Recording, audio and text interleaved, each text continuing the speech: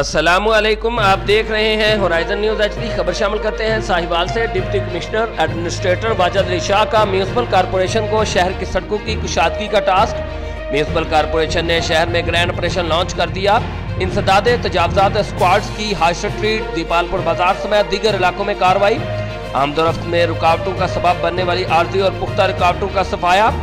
Administrator का पूरे शहर को क्लियर कराने तक क्रैकडाउन जारी रखने का हुक्म। म्यूनसिपल कॉरपोरेशन को सफाई प्लान भी असरनौ तश्कील देने की हिदायत कर दी।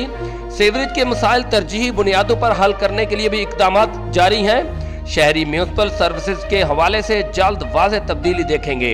Deputy commissioner Wajid Ali Shah, Sahiwal. Report Mohammad Hammad Raza, in charge मैनगन, होराइजन न्यूज़ एचडी।